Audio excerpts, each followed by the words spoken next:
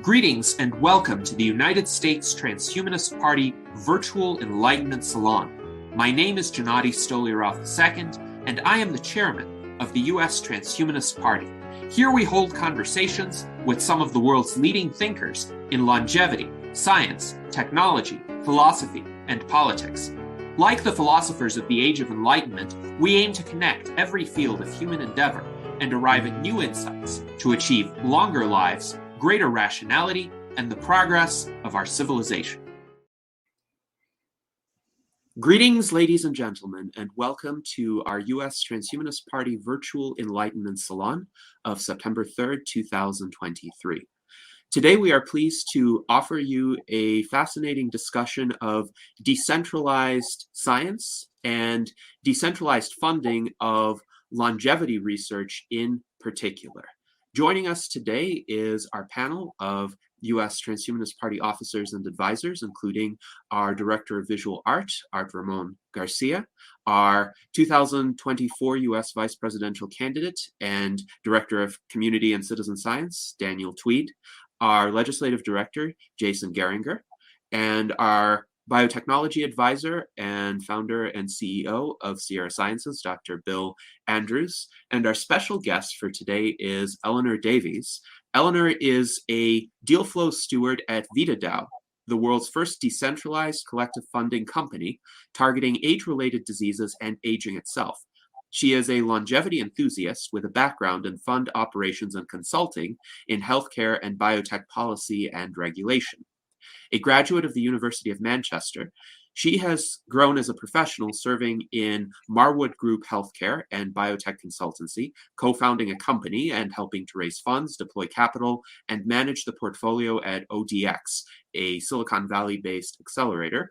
And more recently, she has actively engaged with the DeSci, or Decentralized Science Community, serving as COO of LabDAO. So welcome, Eleanor. It's a pleasure to have you here, and you have quite an extensive background in decentralized science, so we'll be quite eager to hear from you on that subject, as well as what VitaDAO is doing these days to achieve the funding of longevity research.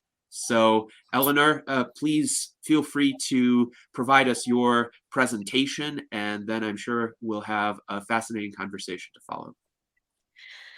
Hi, everyone. Thank you so much, Gennady, for the glowing introduction, and it really is a pleasure to be here and doing this virtual enlightenment salon. It's great that VitaDAO is getting to the stage where so many people are getting attracted and are also so curious as to how decentralized science is really kind of becoming quite a disruptor in the way in which we look at longevity, and not just how it's done in terms of funding and accelerating aging research, but also how we get people excited about it, how we get it more popularized, and also how to engage the community on a really across stakeholders. And for me, that's why I'm also excited about DAOs. So I'll get into that a little bit later, but basically the title of my talk, I guess, is, and also something that I'd really like everyone to think about is, are we seeing a new epoch in funding aging research? And so what this is really is a new model and a different way of looking at funding aging research and accelerating scientific breakthroughs with decentralized science. And I mean, this is basically a new way of opening up a new and collaborative form of reaching consensus, also evaluating, diligencing projects, but also getting the community engaged and feeling as though they also have skin in the game in terms of the future of humanity, and also the way in which we approach longevity, and also how we define it. So without further ado, basically, so what the problem is at the moment with centralized science or traditional science. So first off, I'd like to talk a little bit about Eroom's law, which is Moore's law spelled backwards. It was a term coined by Dr. Jack Scannell initially in 2012, who's actually now, funnily enough, a part of the DeSci ecosystem and has also just joined VisaDAO's scientific advisory board. So it's funny how these things kind of work in, kind of come full circle. But anyway, it's basically the observation that drug discovery is becoming slower and more expensive over time, despite improvements in technology. For instance, high throughput screening, computational drug design, ChatGPT, and large language models.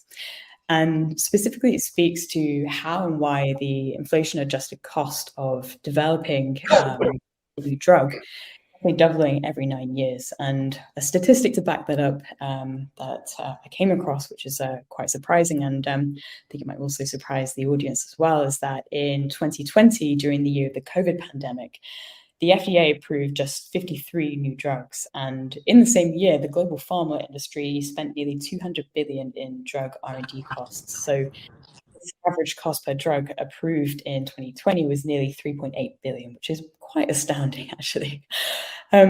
So that basically brings me on to the next point in terms of how we are operating under archaic institutional mechanisms and how research incentives are so misaligned. And so for any of you who have come across Tyler Cohen's philosophy and writings, and Jason Crawford as well, progress studies. Progress have been bottlenecked by systemic and institutional level issues such as I mentioned, archaic institutional mechanisms such as university tech transfer offices, the lack of commercial forward systems, the increasing regulatory burden, a lack of open source sharing of technologies, the misallocation of capital that's prevented new drugs from reaching the market and therefore patients. And so final point on this slide is that historically, fundamental technological shifts have required new structures for collaboration. However, decades into the internet age, we still grapple with archaic institutions for governing and sharing value. So enter decentralized science as the potential solution. And, it's also just another way of looking at the different ways as to how we can create scientific progress, specifically in an area which is overlooked, underfunded, as longevity. So what decentralized science is it's a movement that aims to build public infrastructure for funding, creating, reviewing, crediting, storing, and disseminating scientific knowledge fairly and equitably using the Web3 stack. So I can get onto that in a little bit later, and also happy to take any questions from the audience. So DeSci hopes to create an environment where new and unconventional ideas can flourish by opening up access to funding, scientific tools, and communication channels. And so together, we've established a faster, open source, and more democratized incentive system through collaboration, which is based via token-based mechanisms. So basically voting and being able to make a decision via the token, which is a Web3 based unit of ownership. And this also enables a coordination of capital, talent, and also crowd intelligence. So Web3 blockchain at a structural level is basically giving us new advances in network and coordination, also incentive technologies that could reverse the trend of progress studies, or what progress studies is about, basically. And how we can basically optimize the hive mind that is in the scientific research community, and capital allocation as well for a specific cause. So I spoke about incentives mechanisms, and something to double tap on is, so basically researchers spend on average 50% of their time writing for grants. And another way of applying for grants is via the DeSci ecosystem. So for instance, Gitcoin, some of you may have come across if you're more Web3 native, but it's basically a lot faster way, a more democratized way, which is also voted on via community members of Gitcoin, and basically enables scientists, researchers who are conducting their projects to get access to capital more quickly in a more democratized way. And happy to talk about that a bit later if anybody has any questions too. I understand that it could be a bit of an information dump, especially when it comes to Web3. So happy to talk about that and familiarize with anything that's unfamiliar.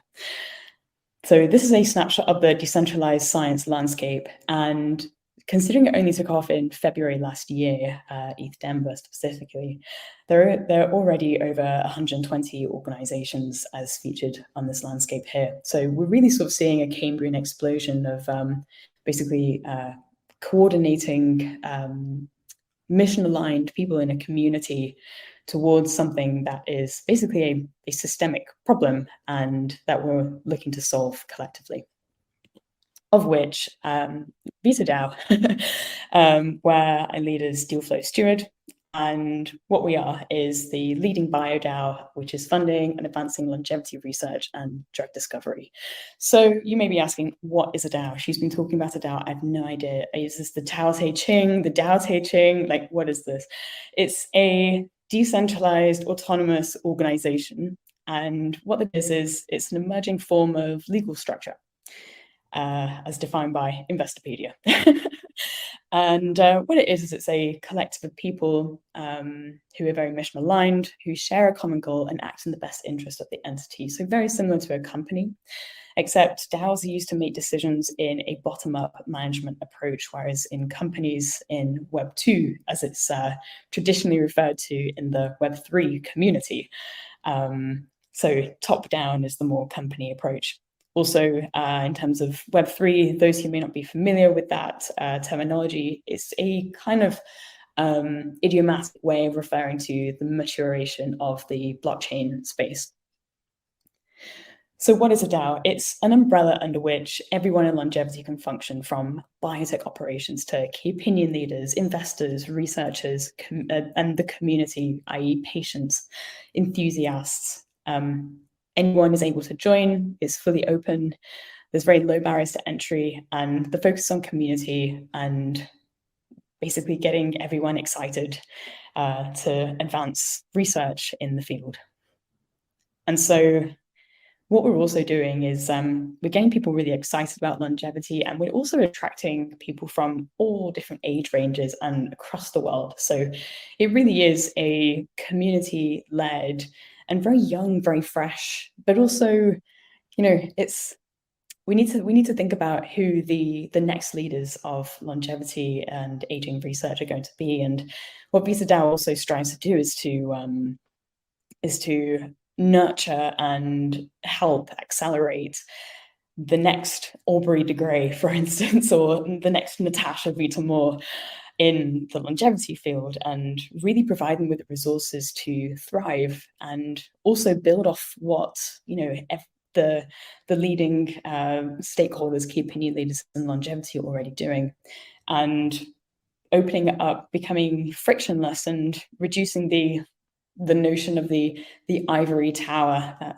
that anecdote that is referred to quite a lot in science, and making it a lot more approachable, which also kind of has a downstream effect as to how we look at science, how we look at everything from the laboratory to spinning out a company to funding to patients, reaching patients. So it really is basically getting everyone excited, involved, and also educating as to how this works and also why it's important for society.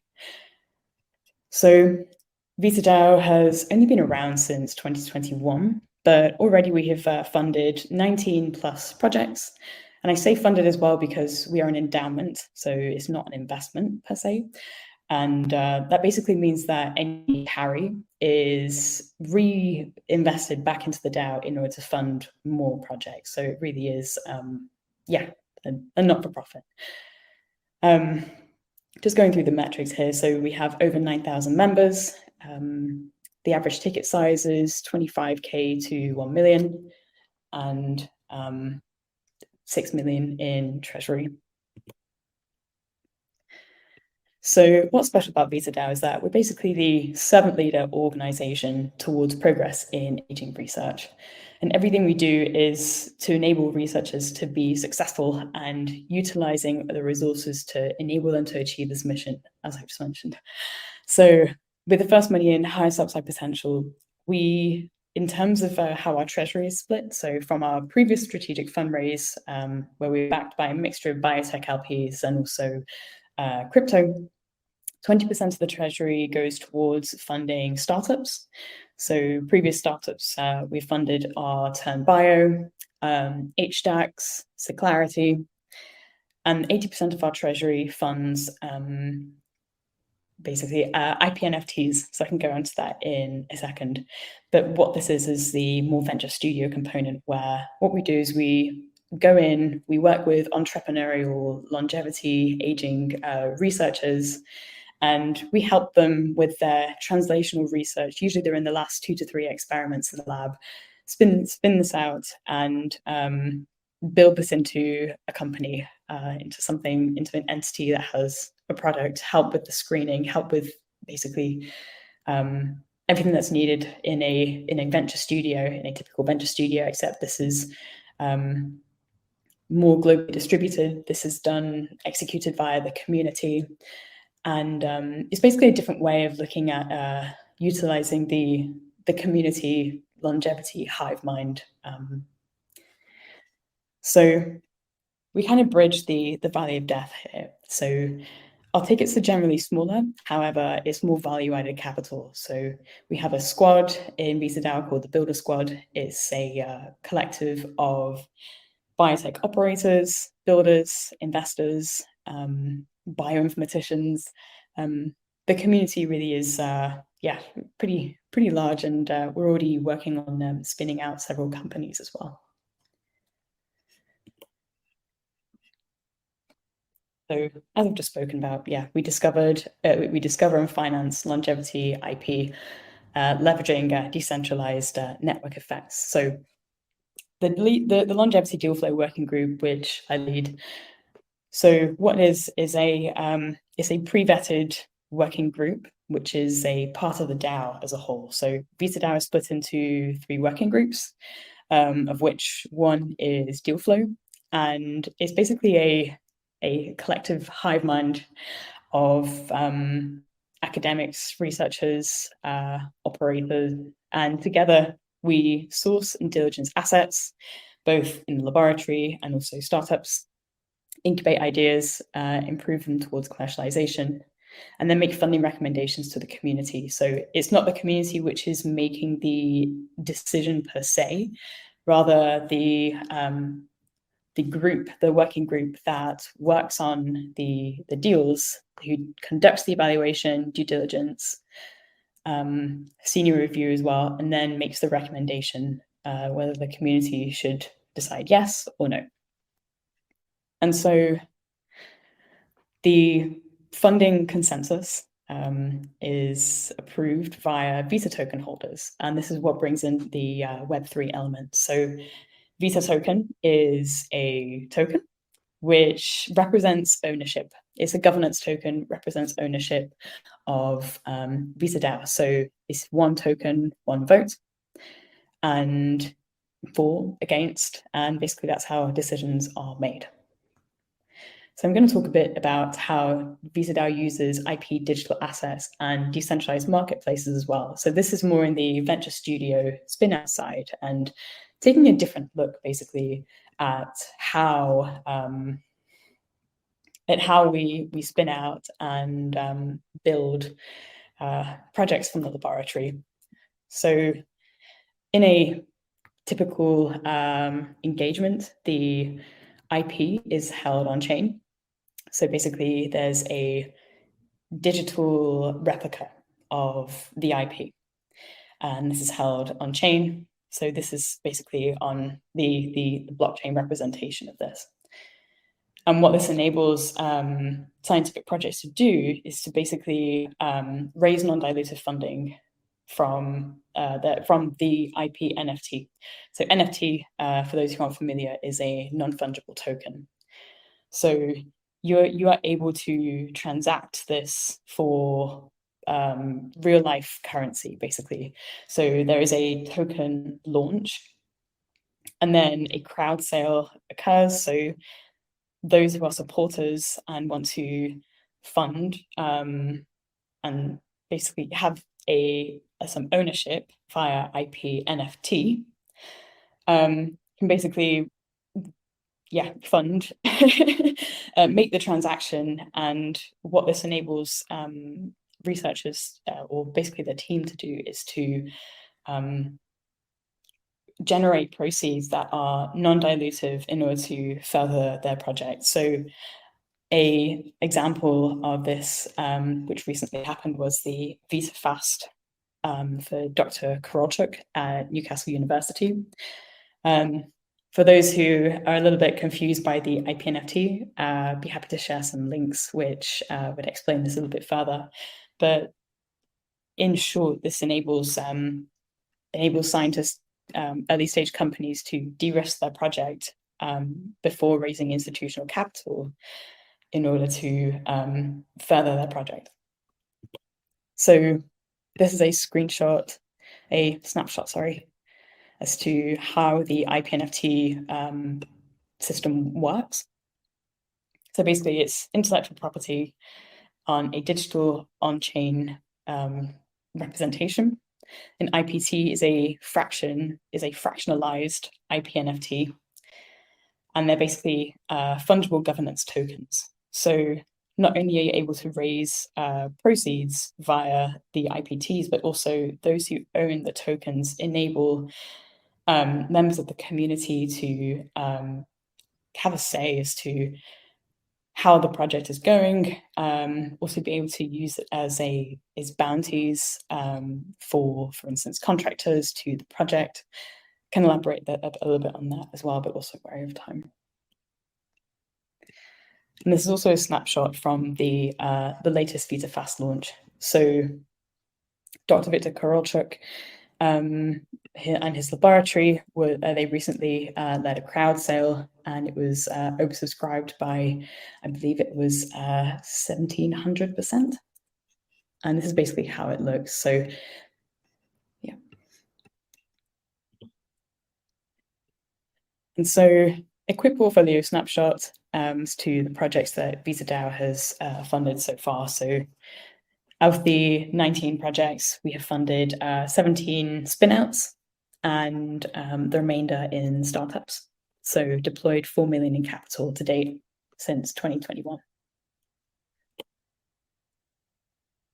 And so overall, what are the advantages of VisaDAO and why should everyone be excited? So it's about the community, basically. It's about, we are the largest researcher-led deal flow team in the industry. We provide in-depth due diligence, basically on a global remit, really, which is really exciting. And it's a community of mission-aligned people who are interested in longevity, who are interested in furthering it, and also looking at different ways to how scientific research is sourced, evaluated, and also conducted, brought to the next level. Our decentralized incubator model leverages the highest ROI early stage R&D and mitigates risk through portfolio diversity as well. And we're also leveraging it with industry leaders. So we're growing our treasury via biotech and crypto LPs. We recently raised, earlier this year, we raised from Pfizer. And we're also coming into deals with the likes of Apollo VC, Housebank Capital, Pfizer as well, and Backlist. So there's a real mixture there. The Visa token is tokenized membership that aligns incentives, it creates awareness, and it also allows for participation by the community on their own terms. So it's by any geography and any amount of hours, so work conducted into the DAO. The community has skin in the game, and token holders basically can participate in progress. So with that, I'd like to thank you for listening to the presentation, and I'm happy to open up the floor for questions. Excellent. Well, thank you, Eleanor, for that quite interesting and eloquent presentation. I will ask the first question, and then we will go around the panel for any items that our panelists are curious about. So I would be interested to find out more about the governance of VitaDAO. So you have the token holders, you have the stewards, and then, of course, the name Vita doesn't only stand for life, it stands for Vitalik Buterin, who is quite a significant supporter of longevity and a funder of longevity causes. So I would be curious to hear about the involvement of each of these stakeholders. Yeah, it's a great question, actually. And so, yeah, exactly. You mentioned, so there's Vita Core, who basically function as the board. That's with strategic contributors, also long-standing members of the DAO, and the stewards of the working group. And then there's also the community, the supporters, people who lead initiatives, and those who are lurkers in the DAO, token holders, people who are evaluators, diligencers of projects, but also more largely. So you mentioned supporters of the DAO and the community and the way in which decisions are made. So an exciting thing that we recently were working on was Zuzalu, which is a network city-state which is focused on longevity. And this is also in cooperation with the Ethereum Foundation and also Vitalik Buterin. So yeah, maybe we could discuss a little bit as to VitaDAO's role and the larger scale of involving community and making decisions. But it really is we're kind of looking at longevity, funding longevity, and creating awareness, and also bringing in the crypto community, which really has this ability, this Gen Z millennial ability to really create virality through community, to get great engagement, and also look at different ways of engaging everyone via meme culture even, or via internet communities. So we're really seeing like a mix, a melting pot of internet native communities, and in that, with that decision making in VitaDAO. I hope that answered your question. Yes, thank you. I think that helps. And there is a related question from David Wood. He wonders, in practice, how do the community votes inside VitaDAO tend to split at the moment? Is there wide disagreement among multiple candidate choices, or is the decision closer to unanimity? Ooh, that's a good question. That's a good question. So basically, how governance is conducted in VitaDAO is via three different phases. So there's soft governance, which happens on Discord. On the Discord channel, there's like a thumbs up, thumbs down. And usually, so I mean, first off, if the proposal has common sense behind it and also acts within the best interests of the working group, then there's general unanimity. However, if it's something which is a bit more controversial, or something which is just doesn't necessarily make sense in terms of the DAO strategic vision as to what we want to achieve, then the opinions is a little bit more divided. And so the second phase of governance is done via discourse. So it's called gov.vitadao.com. And this is basically where there's so more public community discussion about building consensus for a specific proposal. So for instance, some of the projects that have been proposed for funding, for instance, have not all been, not everyone has been in agreement.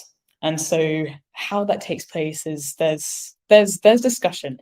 There's a lot of discussion. And one of the is a bug, is a feature, components of the DAO is that everyone has an opinion, and it's pretty much always in the best interests of the DAO. However, it can also mean that progress is or can be slow.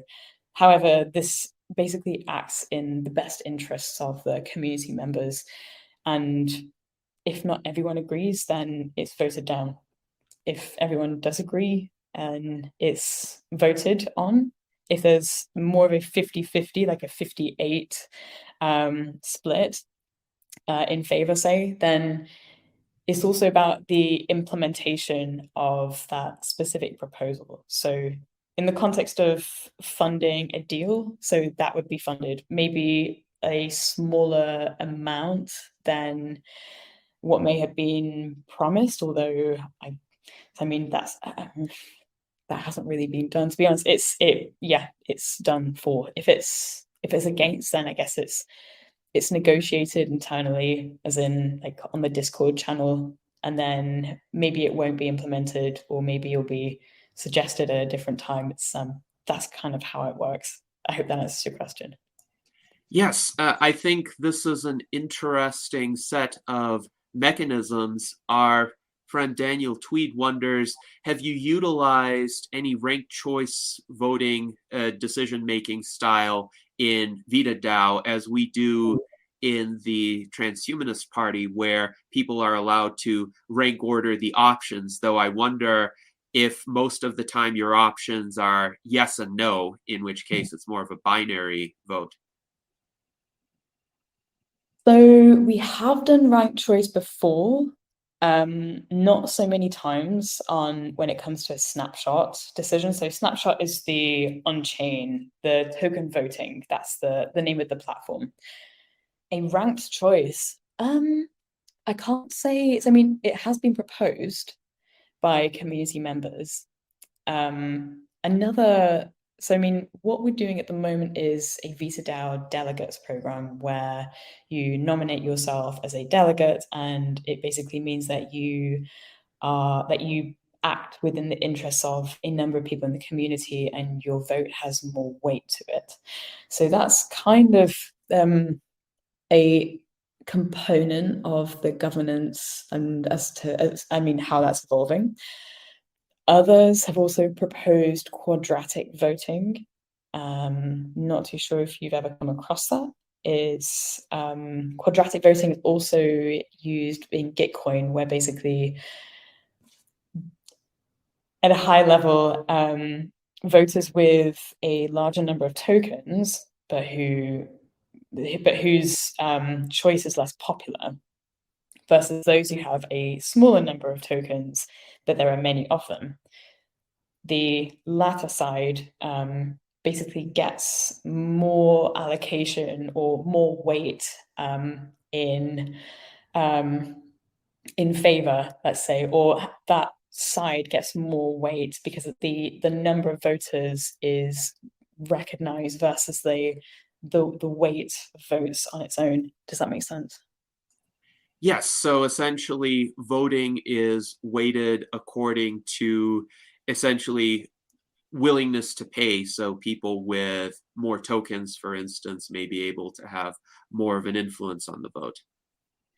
So that's how it works at the moment. However, there are other types of voting mechanisms that are out there, which means that those who do not have as many tokens, who however vote the popular opinion, versus those who have more tokens, but maybe vote in a separate opinion, but however there are fewer. The former is kind of seen in favor because it has a higher number of individual voters.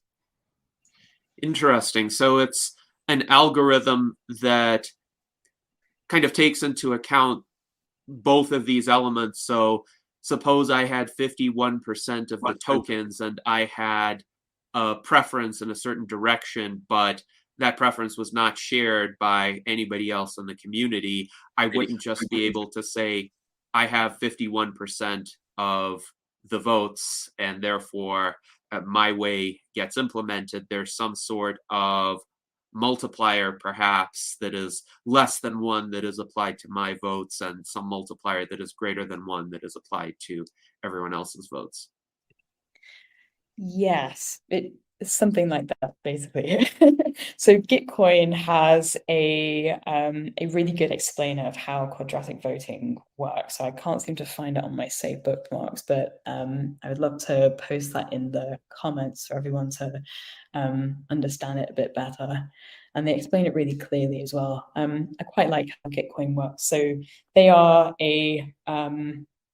a Web3 grants funding organization, similarly to Visa DAO. Actually, they are an impact DAO, and have actually now deployed over 50 million in capital, not only to Web3 projects and also in longevity, but also partnered with UNICEF, have recently partnered with Shell, although it's had some controversy, but it's also just a sign that there are grants funding bodies out there that are funding longevity, which are Web3 native.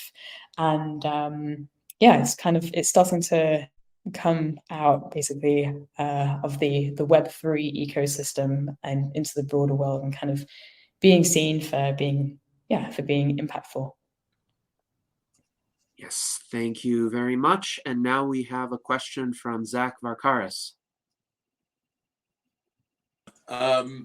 So I'm sorry, when I heard it a bit, I missed a bit of it. I was driving, so it was in and out. A little bit of understanding of Web3. I have a question about this voting. The thing is, what gives the person the authority to vote on a project? So in other words, so if you're doing a project that, say, I'm in the longevity world and we can reverse menopause in women, that's what we do, right? We can do that. So that's going to be interesting to a number of people, but not to another number of people. Guys don't even have a clue about menopause. So in other words, it's like, how do you determine that you're going to be voted on? Because the reality is, it sounds like democracy and that's all great, but doesn't mean you're qualified. It's like, if I'm falling down the street, I need help. I'll help you, but I'm not a doctor, but I'll help you anyway. Well, what's the help? So what's the justification of how do these qualify? So I just looked up quadratic voting and the Condorcet paradox. So, okay, I understand a bit of that now. So is there a weighted version? My question is there a weighted version on the voting whereby someone who has an understanding of the longevity community, understanding of medical issues, understanding of insurance issues, or something that's relevant to increased lifespan, increased health span, whatever, Freudian span, or whatever you want to call it, do they have a power of a vote, or is it just someone who has a token? So when it comes to the voting, that basically is so those who have more tokens are able to vote in favor or not in favor. However, the work that goes in beforehand in order to make the recommendation is really where the actual subject matter expertise comes in. So I lead the deal flow working group, and what this is that it's a group of Sorry, you lead the deal flow. You lead it, right? Sorry. Yeah, correct. Yeah. Of which there are a number of experts, as in a number, globally distributed. There are 150 to 200. So we have biotech operators, investors, crystallographers, bioinformaticians, and they're pre-vetted before joining the working group. So it's myself and a few other people as well who basically, do the vetting before allowing anybody to work on any specific deals. And so in terms of who works on a deal, they are basically selected based on their background and relevance to the project and subject matter expertise. So they lead the evaluation, due diligence. There's also a senior review, which is conducted. So people who are in the senior reviewers are ex-NIH, ex-pharma, for instance. So they are real subject matter individuals, and they basically provide the diligence, the feedback, refine the proposal, and then provide a conviction score. And if it doesn't pass, yeah. So it's like an IRB review committee, basically. Exactly. Yeah. Similar to that. Yeah. And if it doesn't pass, then it doesn't go to vote. If it does pass, they provide a conviction score. So different sections of the senior review are scored. And then that overall conviction score feeds into whether a project is voted up or down. Okay, so it's an IRB Web3. Okay. Similar to that, yeah.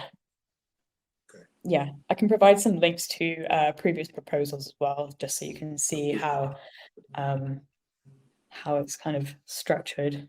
So. And what the other thing one question on top of that is what's the purpose of the Vita DAO in terms of, okay, so you're investing in longevity, but is there an overriding, who controls it, or is it purely an oligarchy, or is it a democracy, or because I know these things have great intentions, but it's like what happens to these sort of situations? It's like who controls it? So if you're raising money and it's reinvested, sometimes people can have radical ideas. I mean, like if you, for every year that you have your period, you live 2.2 years longer. That's the fact. But how many people know that, right? And what's the point? And these things matter, and the quality of life and the knock-on effects.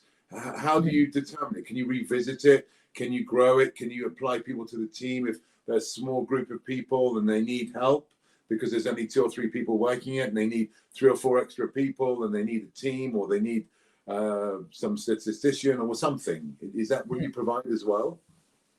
So, I mean, honestly, I have to say, Vita DAO has only been around since 2021, and a lot of the questions that you presented, I expect will definitely come up downstream, some of which have come up previously. And we're basically a organization which is a startup within a startup. So decentralized science is a startup in itself, and Vita DAO is basically a startup. So what the point I'm trying to make is that we don't have all the answers.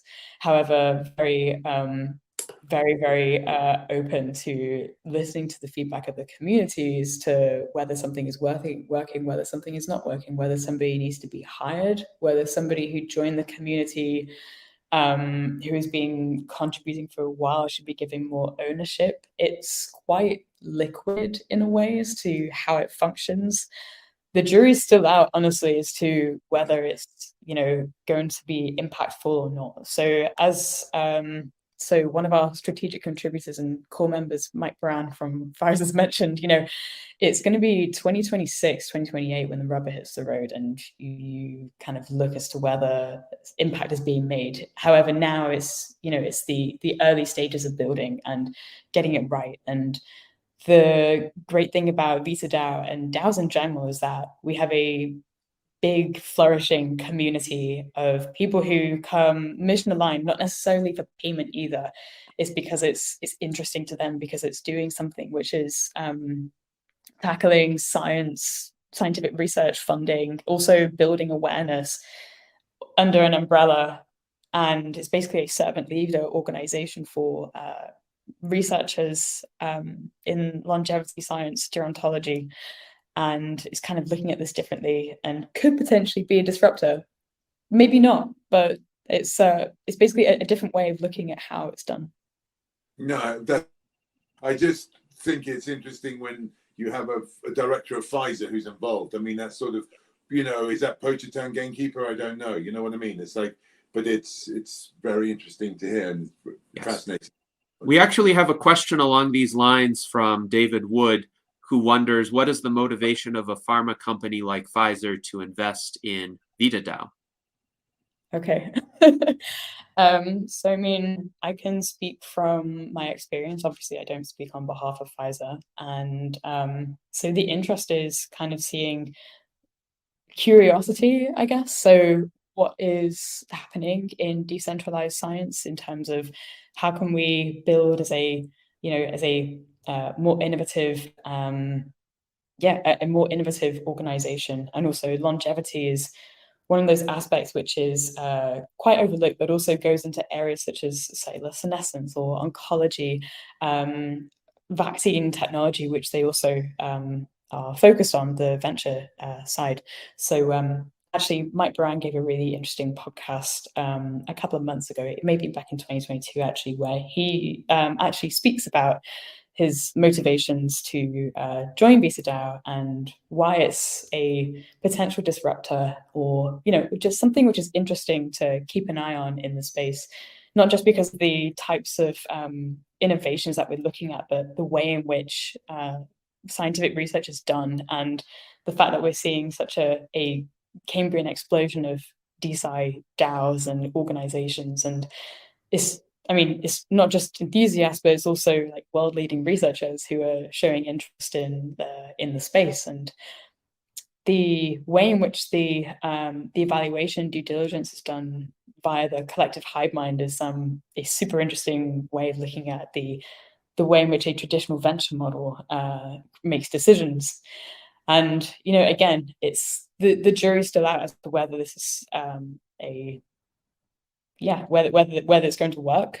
However, we're doing our best, and also I think, interest for Pfizer. Also, we're not competitors to Pfizer, not by any means, more collaborators. So having guidance, having access to a network of, the network that a big pharma has, also to be able to understand what we're catering towards, that farmers are also looking at, basically in the interests of making VisaDAO a successful venture.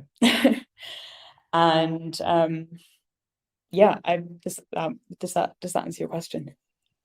Yes, I think this is helpful. And I also wanted to revisit the concept of quadratic voting. So David Wood writes, quadratic suggests squaring, that is, someone with 4 times as many tokens would have 16 times as much influence, but David says his guess is that the square root would be used rather than a square, so the first person in that case would only have twice as much influence. And I looked up quadratic voting on Wikipedia, and my understanding is essentially if somebody has multiple tokens, then the amount of voting power that they use increases essentially proportionally to the square of the number of tokens that they dedicate toward that vote. So essentially, if you choose to use 2 of your tokens to vote in favor of something, then a voting power in the amount of 4 gets used. If you choose to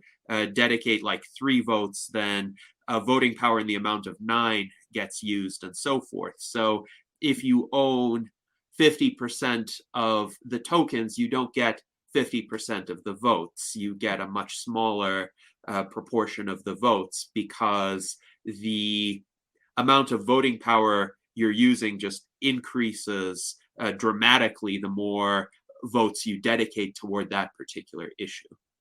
Exactly. And I've also just shared a link about quadratic funding. I wasn't able to find it earlier, but this is a really straightforward layman's way of looking at how quadratic funding works and how it's implemented. Yes, and this link is going to be shared with our audience. Here it is. So please feel free to check it out if you're interested in learning more. Now, I'm glad we've explored this concept. And of course, the questions regarding governance are fascinating to me. I think back to Aristotle's Politics, and Aristotle outlined that there are really 3 basic types of governance systems. You have a monarchy, an aristocracy, or a democracy. And I'm not attaching any sorts of normative value statements to either of them, because Aristotle's point is that each of them has advantages and disadvantages. Each of them has ways in which it's able to accomplish some objectives to a better extent, and it also has failure points.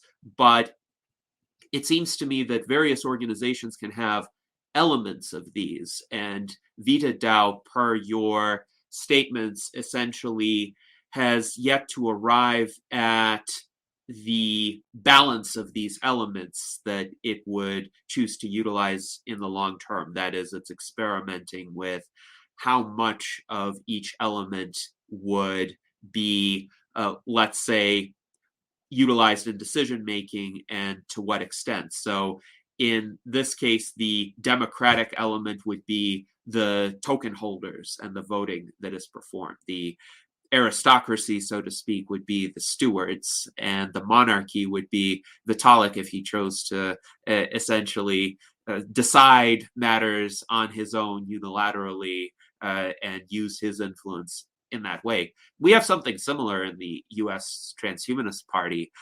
Honestly, the monarchical element would be myself as the chairman. The aristocratic element would be our officers, and the democratic element would be our members who vote on various aspects of our platform or our constitution or endorsing our candidates. And again, it's a choice of how heavily we emphasize one of these elements as compared to the others. And sometimes a different balance is appropriate for different stages in the organization's existence. So I'm curious to hear your thoughts in response to that kind of framework. So, yeah,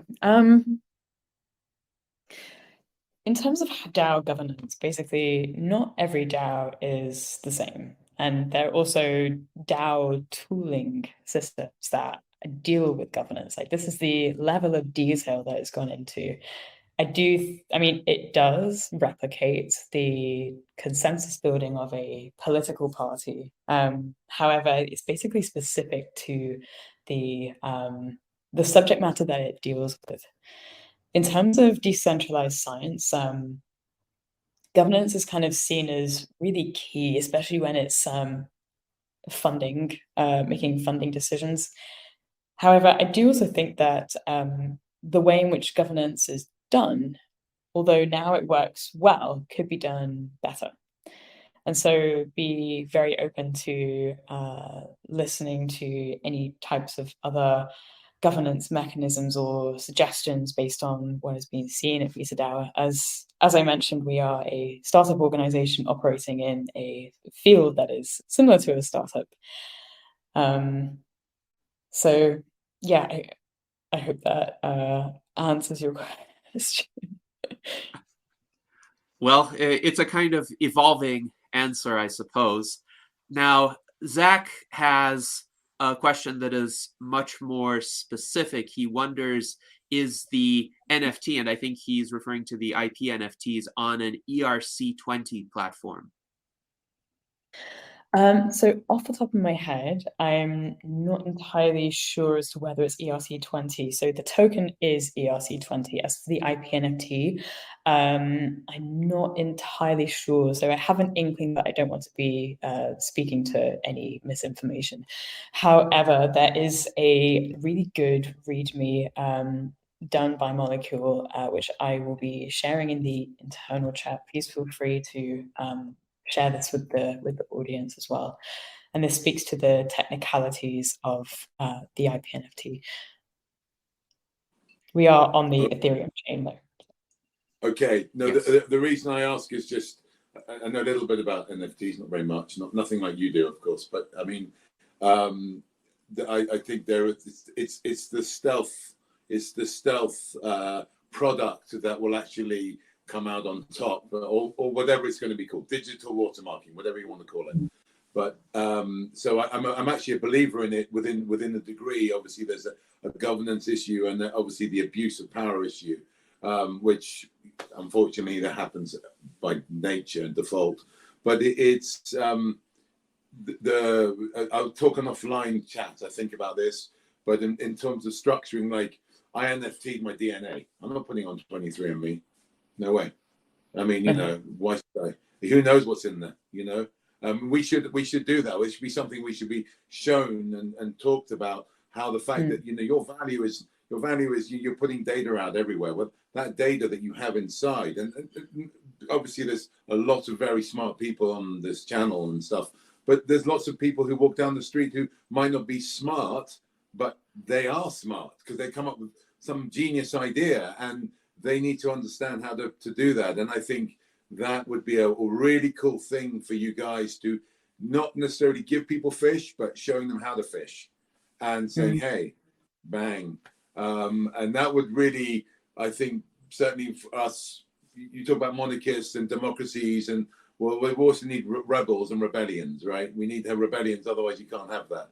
So I'm for the rebellion. So, that's important to show those things to people.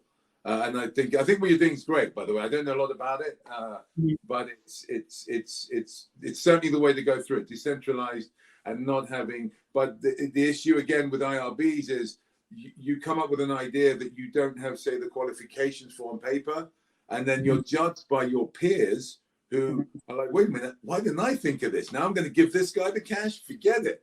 That's what happens, right? So you have to almost get people outside of the field that will see the greater good for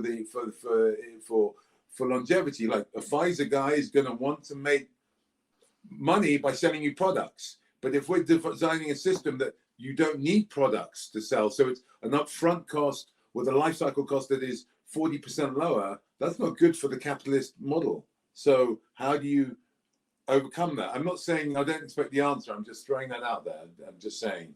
I'll shut up now, but that's it. No, but I think you've touched on a really important point, and it also is a part of the fundamentals as to how decentralized science came about, and also just the general frustration which is expressed within the scientific community. And so you spoke about 23andMe and like, what are you doing with my data? And actually, another reason as to why I'm really excited about the blockchain technology, not the crypto like Ponzi hype per se, but also the technology behind it. So proof of transaction, for instance, and the address, the transaction hash. How about this is used for the use of data? So, I mean, there are discussions which are ongoing as to how this could be implemented on a wider scale healthcare system. But what if so patient data records had an audit trail, almost like a transaction hash as to what it's being used for? What if it could be packaged that way so that those who own their own data actually get visibility as to how that's being used?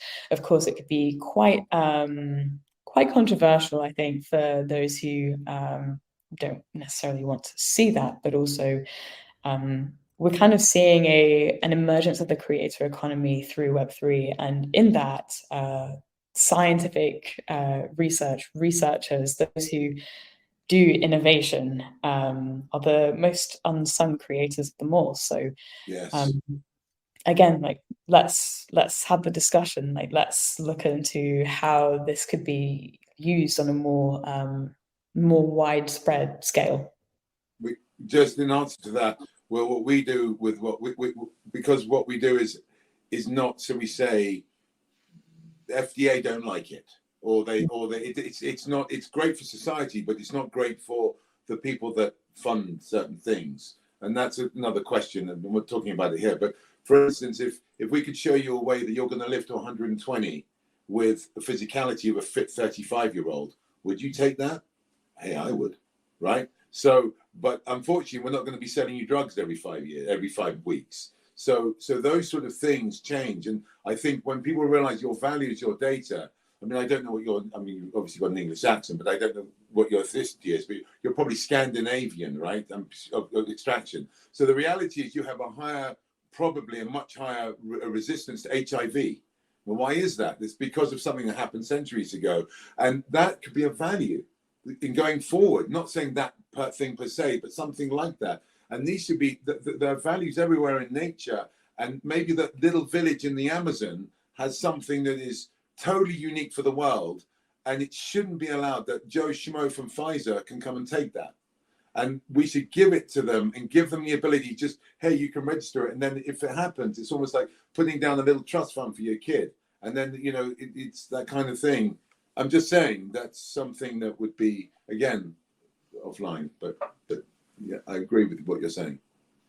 Yeah, I hear what you're saying. I also think, though, that big pharma really does play a big role in terms of getting drugs into the market and basically going from early stage clinical trials into reaching patients. And I like to think that people act with the best intentions. But I mean, big pharma has the capital, it has the network, it has, everything under the umbrella. So again, like VisiDAO isn't a competitor, and we're also not looking to kind of knock them off their axis either. It's more of a collaborative model. But going back to what you mentioned or what you were talking about, Zach, we're basically looking at a more of a systemic issue in terms of how it's all done, where the incentives are, how how patient data is used, how it basically works from in the laboratory to reaching patients, to who's funding it, who's profiting from it, the use of patient data. And that's also really what the decentralized science movement is talking about. It's basically kind of reigniting the discussion and looking at the technology of Web3 and blockchain as to how we can actually do something about this, or at least like get the conversation going. This time, like with with the utility of new novel technologies with internet native communities and being able to unite people in a way that hasn't really been done before. So again, it's really, really early on, but I'm very much looking forward to where we will be in 3-4 years' time. I think it's not that early on. I think 2 years is a long time. I think you've been around a long time. There's a lot further down the line than people realize. And I think, it's almost like people can come up. What's the great thing is that someone can come up with an idea and get it implemented, even though they might not have the traditional track record of a PhD from Harvard or whatever. I don't know, whatever. You know what I'm saying? That would be wonderful. And I think it's almost that there was a very brief period where the world is sort of sandwiched close so that the world's got a very flat structure for a very brief period of time before it goes back to the haves and have-nots. And we're just in that transitional process like we were in 45 or 1815 or whatever it is, So it's very interesting. Very interesting. Yes, indeed. So Art Ramon made an interesting observation that the NFT can be used to authorize access to genomic data stored with some entity to a third party. And Art Ramon, I'd be happy to have you elaborate on that. But it seems to me the idea is that people would own their own genomic data using this IFT, and they would be able to selectively disclose or not disclose the data to third parties by means of the NFT in some manner. Is that what you meant via that comment? Yes, that's how I understand it. That would be a way to basically sell your data to some third party. So you would own your data and be compensated anytime you shared it with a third party. So yeah. Eleanor, do you think that will be a realistic possibility sometime in the future? I don't know if VitaDAO would do it, but do you think the functionality to do that exists? I think the functionality to do that does exist. So if you've ever come across Genomes DAO and Data Lake, they're doing something which is basically tackling that specifically.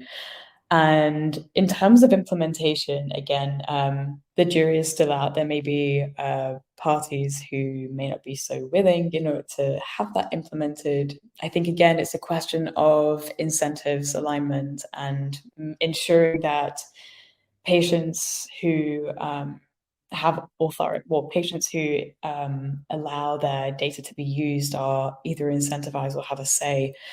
And those who use the genomic data are also willing to disclose how and why it's done.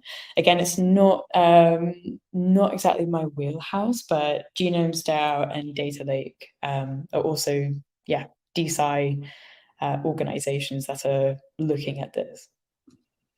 All right, thank you. And we have a comment from our friend John H., who writes, protecting intellectual property has always been a challenge. And I think the IP NFT piece of your presentation has sparked considerable discussion, some differences of opinion. So I'll bring up the comment from David Wood, who says that the NFT part of the presentation was the least convincing, but he wonders, could VitaDAO continue to meet its ambitions if it stopped referring to NFTs? You may recall, Eleanor, our conversation in Dublin, where I was asking some questions about the NFTs and essentially what would happen if you split up the ownership of the intellectual property among various holders of these NFTs, and then there's a difference of opinion in terms of how that intellectual property is to be approached. So, for instance, some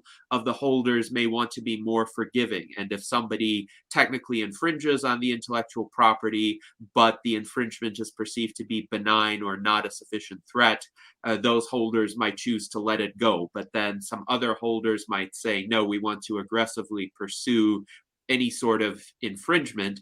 And if you have a single IP holder, that entity gets to make that decision one way or the other. But if you have multiple stakeholders, how does that get resolved, for instance? And I wonder if that's what the root of David Wood's concern is, or if he has a different concern. But David, please elaborate in the chat if you have more to say on this. But Eleanor, I'm curious, perhaps if you could share with the audience what you told me in response to my questions.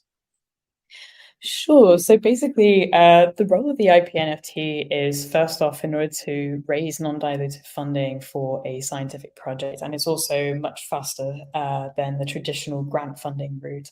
So Dr. Korolchuk's project, I'll speak about in particular. So the time taken from application to funding was 4 weeks. Traditionally, it takes several months.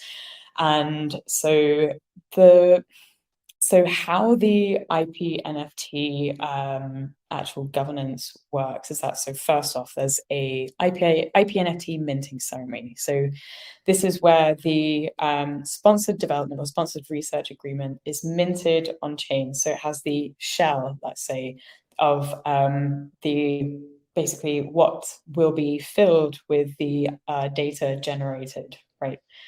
And so the funding amount basically is transferred to the scientists. They do their experiments and they meet their milestones, and the data that is generated fills this IP NFT. So just for full disclosure as well, this IP NFT is a digital representation that says, yes, through the blockchain transaction OX whatever, this states that the IP is inside this NFT, and this is like a yes, like an I as to the milestones having been reached, and etc. So how it works after that is basically a way in order to raise non-dilutive funding prior to the need to set up a company and raise institutional capital. The IP NFT is fractionalized into, let's say, for argument's sake, 100 tokens, IPTs, which represent the full IP NFT. A percentage of this, so for instance, between 10 and 50% goes towards the researchers, and maybe a 2% of that pool is reserved for a crowd sale. And so, as we saw with the VitaFast Korolchuk crowd sale, it was 17,000% oversubscribed. So there's a price which is set for that token, and through this, through these proceeds made, so I believe 30,000 was raised, and this basically enables the scientists to use this funding in order to further their projects, also, and basically meet their next milestones. Also, IPTs, maybe 5% of the IPTs is used for bounties for more risk tolerant stakeholders in the scientific ecosystem. So you may want to pay, say, 100 VitaFast for services of a bioinformatician. Again, you're not touching the treasury you're not giving away IP per se, you're giving away a smaller number of tokens than the controlling amount, which is via the researchers and also VitaDAO. And there's also a number of tokens which are left unminted, therefore inaccessible, in order to use for any other governance. And those who own the IPTs can govern, i.e. make decisions, as you would do with VitaDAO, for any types of proposals. There's a project lead, i.e. a company builder, that works with the project team and presents a report, almost similar to an investment community. And these are done at a specific cadence, but it also functions to show the community as to what's being done. Of course, privacy and GDPR, everything that falls under that umbrella is completely taken into account. And basically, the IPTs are used as a way to further the project, decentralize governance, engage more of the scientific ecosystem through community, i.e. networks, through to the next stage. By which time the project is hopefully de-risked to the point where by the time institutional capital comes in, there's more equity that's left on the table. And the buyer, let's say, of that IP, they have a drag-along clause right, which basically means that token holders have to sell back their tokens in order for the farmer or whichever acquiring company to acquire that IP, and therefore those IP tokens are taken off the market. So interesting. These IP tokens are essentially a transitional funding mechanism, but ultimately if the IP gets acquired by, let's say, a conventional player, there is an automatic sale clause essentially built into the contract. Very interesting. Now, David Wood did respond with an elaboration of his concern, and here's what he writes. He writes, my concern is that whereas 95% of the blockchain is dubious solutions that claim to rely on blockchains can almost always get the job done better without the blockchain, and that percentage of so-called unreliable claims rises to 99% or higher for NFTs, he thinks surely there are ways of doing fractional ownership without the mechanism of NFTs. I think he's referring to a kind of wave of attempted tokenization that we saw during various crypto bubbles where fairly mundane services were tokenized without an apparent use case for doing that. That is to say, you could have done the exact same thing without the token, or a lot of uses of NFTs seem to be somewhat redundant. If you think of digital artworks, I have often wondered, well, why does one need to introduce this kind of artificial scarcity to images that can be freely reproduced and shared as they are? Isn't there a different way that could potentially reward artists, like initial bounties for their creation, which is really called the patronage system, which existed for centuries? So I think David is wondering, is there a way to accomplish the same thing without using NFTs in VitaDAO's case? I like that question, actually, and it also makes me think, what other mechanisms are you aware of which could be complementary to VitaDAO's funding building model? So the reason why tokens is interesting is because that it enables governance and ownership of the community, of the DAO, and it is decentralized. It is global, community-led. The way in which decisions are made are via tokens, and so far, in order to do something like that on a global level and keep things, I guess, coordinated, operationalized, has been quite difficult. And having a token in order to create decisions is really something which is inherent with the the Web3 model. Of course, there's also the open science movement as well, which kind of sparked the whole thing off. But personally, I'm quite excited as to what the functionality of NFTs and the token component of the NFTs, also the open collaborative way of looking at bringing IP or representation of IP, community governed and led internet native projects could bring to the table. And also another point to bring in mind is the fact that, of course, during the crypto summer, there's a huge bull run and lots of Ponzi projects, lots of unnecessary token launches.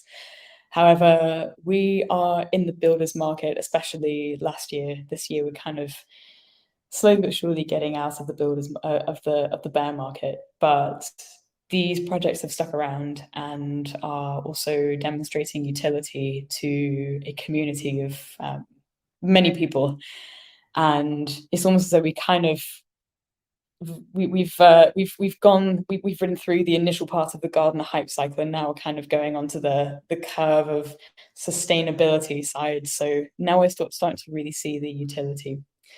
But again, so I mean, we also collaborate with grants funding bodies such as Impetus Grants. We also do Longevity Prize. Gitcoin is another one, and of course, which I mentioned. And again, so the idea is to collaborate. We also, scientists who are in the who've been funded by Visa DAO are also applying to NIH grants as well, or UKRI grants. So it's basically another way of looking at funding, building via the globally distributed component, and opening up for more access to funding. Yes, thank you for that response. And I thought it was interesting that you used the term builder's market to refer to the bear market. It seems that that reference suggests that the entities that stay in this market and continue to be active are the ones that build something of substance, as opposed to the ones that want to make a quick buck, essentially. So I like that characterization.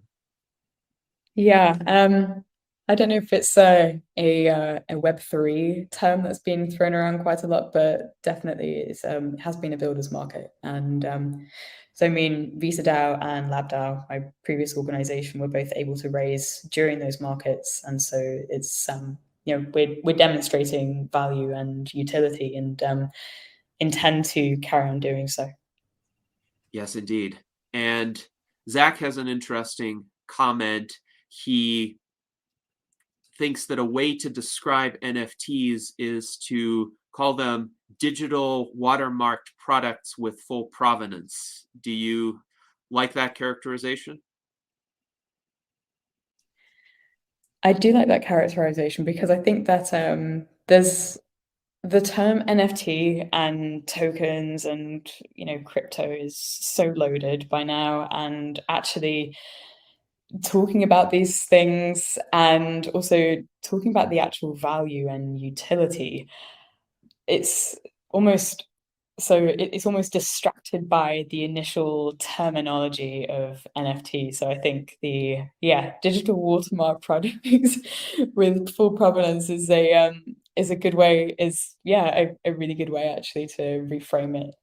Maybe something a little bit shorter so that it doesn't sound like it's a euphemism for NFT, but I really like the way of thinking that. Mm-hmm. Indeed. Well, thank you for that response. And here's another tough question. We're getting some tough questions today, but this relates to the provenance of the builders market that we are currently in. And Jason wonders, since Sam Bankman-Fried and the FTX debacle, how do you reassure new members that Vita DAO isn't a pump and dump scheme? And he says he knows it's not. but for a lot of people, it's just a complicated situation. And Jason, if you'd like to elaborate on that question at all, feel free. That was pretty much it.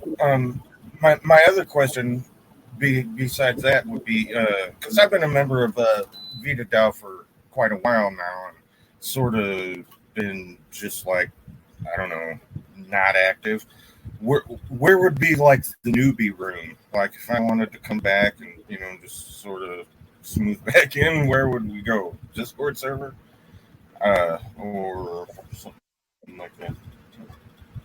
But that's it. Yeah, no.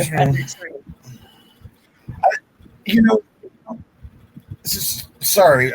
It's just that since everybody got burned, with the Sam Bankman-Fried thing, and it's just got really bad taste. And how would we simplify it for people? To somebody that doesn't really know about what an NFT is and all this stuff. I mean, we had Cryonauts on, and that was before all this other stuff happened, and we're all just kind of learning as we're going, and I'm just wondering, how would you reassure somebody that's new? And, that's it. Yeah, I hear you. Go ahead. Yeah. I think, it is a big concern, and probably one of the largest concerns and largest barriers to friction in terms of encouraging anybody to be a part of the mission and join the Discord. So first point is, as I alluded to just earlier, we've been around since 2021. We've been through the builders market, the Ponzi scheme. We've managed to raise a second round and about to go into our next round. We've actually done stuff. We have, we've shipped, we've executed, and have things to talk about. So in one of my slides, I spoke to the fact that we funded 19 projects, and we actually were featured on the Bowtied Biotech Longevity Investors Report for having funded quite a large number of projects in the longevity space. We were also featured by the World Economic Forum for one of the most, alongside Gitcoin as well, actually, for one of the most prominent impact DAOs in the space, and just the interest as well as to what it is that we're doing, how we're doing it differently. So those are 2 points that I would kind of bring to the table. Also, sure, pump and dump does happen, but you also see that on the stock market. And it's also every industry has its shortfalls, and crypto sadly has also in the very early days has been it's seen a lot of weird stuff. I don't know if I can swear on this channel, but it's seen some weird stuff. And the thing is, though, is that you also get this in other industries as well. So I look at it in the same way as you would, with the HMV Reddit, organized pump and dump thing that was done back in lockdown, and that's on a regulated stock market. Another thing that I would suggest is that anyone who's interested in joining the Discord, talk to a person who is also in VitaDAO, talk to one of the stewards. So I lead the onboarding calls for Dealflow. I walk everyone, newcomers, through how Dealflow works and what all the terminology means. I think also demystifying the Web3 terminology is a really big one, and also actually having a real world comparison. So as Zach mentioned, like NFT is a digital watermark product with full provenance, or a digital replica of a royalty sharing agreement, or a sponsored research agreement. There are different ways of framing it. And most importantly, it's talking about the mission and what VitaDAO stands for, not necessarily the token. The token is a governance token. It's used in order to make decisions. It's, we don't there's a treasury that we use in order to deploy funds for projects, not the actual value of the token. So there's that. I hope that reassures you to some extent, and that you're encouraged to come to another competition. No, that's a really good answer. It's a governance token, and then it's not necessarily the same model as some of these other, monkey pictures and stuff. So that's good. Good answer. Yes. No monkeying around at Vita DAO. But I also wanted to bring in kind of the monarchical element of this whole picture, and that is Vitalik Buterin, who is a very different individual from Sam Bankman-Fried. If you just consider their personalities and the fact that Vitalik has never seemed to care about ostentatious displays of wealth. He seems to live essentially an ascetic lifestyle, and he has utilized his fortune to support longevity research among other causes, but he seems to do it in a purely mission-oriented way. And to me, that is a marker of trust. And sometimes you have to have trust in the people behind a particular organization.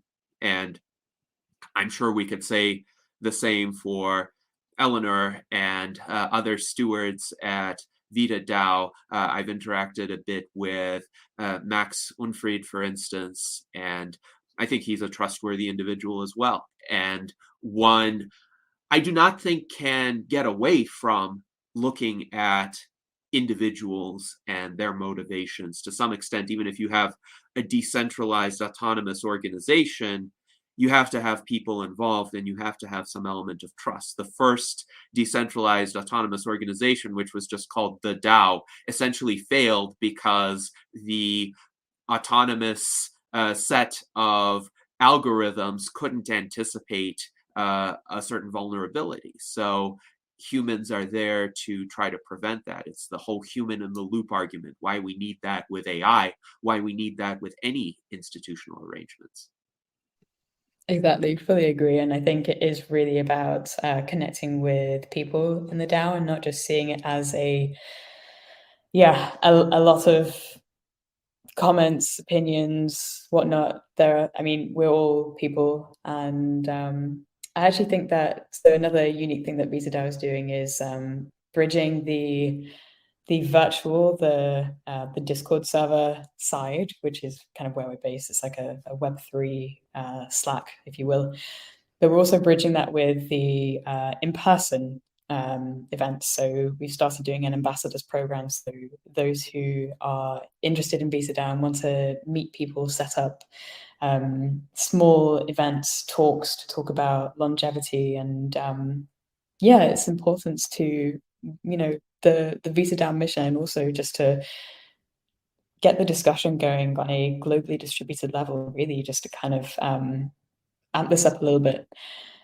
And it's building that interpersonal connection that we're really lacking, especially since the progression of the digital age. We're becoming more and more internalized, if I may, with the role of electronics like social media. And I like to think that the emergence of DAOs and also the internet native communities is really a product of lockdown and being socially disparate. And DAOs like Vita DAO are internet native communities where people are coming together with the same cause, making friends online who have similar interests, similar passions, and now we're kind of bridging that between not only the internet side but also the in-person side. So it's something which is really valuable socially that we're doing too. Yes, indeed. And actually, this is a good bridge to another area that I was curious about, which is your Discord server and how you manage it, especially to, say, prevent Discord on the Discord server. How do you structure the interactions or facilitate the interactions so that they are all constructive and contribute to the mission of VitaDAO, and it's not just a bunch of individuals kind of going all over the place or sometimes being at loggerheads. I really like that that pun, Discord not turning into Discord. And I have a similar analogy where DAOs without good operation is like Lord of the Flies, but online. So, actually, I had to credit the community and awareness steward, Alex Dobrin, for the operations and coordination for the Discord server, because you really have to be pretty forward thinking as to what's being discussed. Like, what are the main channels? What are the threads? What are the if-then clauses for creating a new thread or creating a new channel? And I have to say, it's still not perfect. We're still iterating, but iteration, feedback, and continuous building is key. So currently, the working groups are set out into different channels. And there are sub-channels within those channels, which point to initiatives. So in the deal flow instance, there's the deal flow main channel, and then there's also, for instance, I'm just trying to think off the top of my head, the Builder Squad, and then the Vita Tech, which is another initiative which is being built, and there are also threads, so sub-threads for smaller initiatives. For instance, each deal has its own thread, or each sub-conversation, which might clutter the main channel in terms of hygiene, is put into another thread. And then you have the option to switch off notifications for each specific thread. Let me know if I'm getting a little bit too technical in the weeds here. Also an operator at heart, but I think online, like hygiene for online communication is definitely key, especially when you're wanting to create something which is self-automated and also build context. Yes, and I appreciate that answer, because often the way one structures a venue will essentially contribute greatly to the nature and quality of the interactions in that venue. And Jason has experience with managing our Discord. He put a comment in our private chat, so maybe we could learn some techniques from VitaDAO here. Now, I also wanted to highlight a question from Daniel Tweed, and part of this question is readily answerable. He asks, does the Vita token have USD resale value? And yes, it does. I found the exchange rate right now. It's about $1.86 per Vita token, which is affordable if somebody wanted to just dabble in VitaDAO. One could purchase a few of these tokens. Hopefully there wouldn't be like outrageous gas fees or anything like that for the transaction. I know sometimes that can be an issue. But his other question is one that may be more generally applicable to any project that utilizes tokens, and that is, how do you avoid running afoul of SEC regulations? Yeah, absolutely. And so to answer the first part of the question, yes, the Vita token does have USD resale value. You can purchase Vita. There's also a page on the Vita website. However, if, basically, please read the white paper, please read any documentation before deciding to purchase any Vita. Again, it's used as a governance token. So in terms of running afoul of SEC regulations, we have a lot of internal legal representation who have, so we consult tier 1 law firms. Our service provider, Molecule, who also does the IP NFT infrastructure, has a in-house legal team who specialize in IP law. And we also have legal contributors in the VitaDAO community. And so anything token related relating to Vita or strategic contributors is meticulously vetted, speaking from experience, before that's put out into the ether. And white papers as well are reviewed, iterated. There's a lot of time and effort that goes into reviewing and making sure that it's compliant with regulation, for example, MiCA, which will be implemented by next year. And in terms of SEC, so we do not operate in US jurisdictions, and we're basically kind of wanting to, we're playing ball with the SEC, and again, we are doing our utmost to be legally compliant and diligent. So does that answer your question? I think so.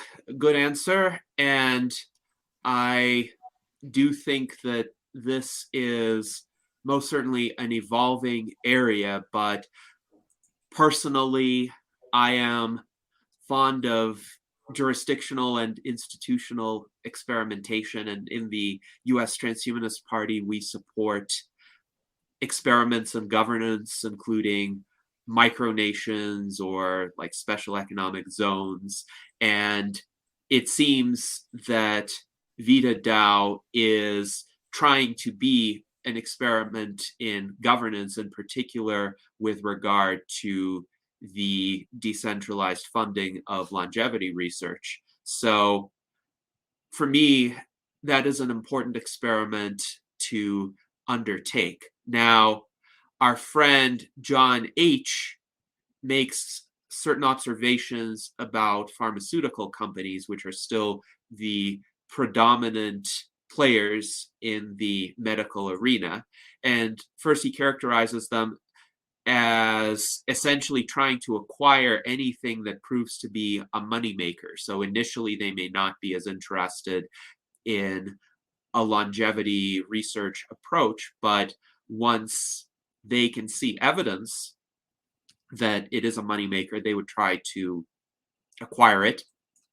He also notes that half of the ads on American TV are for drugs, and he says the 40% of the other half, 40% of the total would be for insurance, and the remaining 10% is for everything else. I'm not sure what the proportions actually are, but I do sometimes get a little bit irritated seeing contemporary pharmaceutical company ads where essentially the predominant model is happy, smiling seniors on a beach somewhere, apparently enjoying their lives while the narrator drones on in a monotone way about all of the possible side effects of the medication, including death. And this seems to be the contemporary paradigm, which is not really appealing to a longevity enthusiast, because at least when I see these ads, they're kind of self-defeating. It's like, is that the best that you can get from their product? And oh, they do want to bring us to recognize the side effects, including death. So longevity, as our community conceives of it, would be a radical paradigm shift from that kind of model. Do you think it's feasible to bring big pharma along for that paradigm shift, or do you think there needs to be a wholesale change in the institutional structures that are used to actually facilitate these longevity breakthroughs? That's a tricky question, and also I don't want to be speaking on behalf of big pharma as well, but I think that everyone has their own opinions as to how we ought to tackle longevity, and also what the actual definition is of longevity and how that ought to be managed across stakeholders as well. So as I mentioned earlier, I see big pharma as playing a pretty big role in terms of bringing overlooked, under-researched aspects of longevity research, specifically looking at the hallmarks of aging and research that is traditionally too high risk profile. I see big pharma playing a role in terms of getting this research out of the laboratory. So individuals from Pfizer who are in the community being able to help support projects from their infancy the valley of death, if I may, into basically setting up a company and growing from there. So I really see the utility with helping companies through this high value but also extremely high risk stage. So I think that they're good in that aspect. As for the part that John mentioned, the seniors, the drug adverts, the monotone voice, explaining all the disclaimers. As a Brit, I can't actually say I've experienced this too much, but I think another component of longevity, which actually doesn't concern big pharma too much, is actually the education side and the prevention of any type of age-related disease. So I think in enabling access to resources and just generating awareness as well, which is also, I mean, is fundamental. And this is also something which a model like a DAO, which is community first, can also look at, because you are able to, as a community member, start initiatives.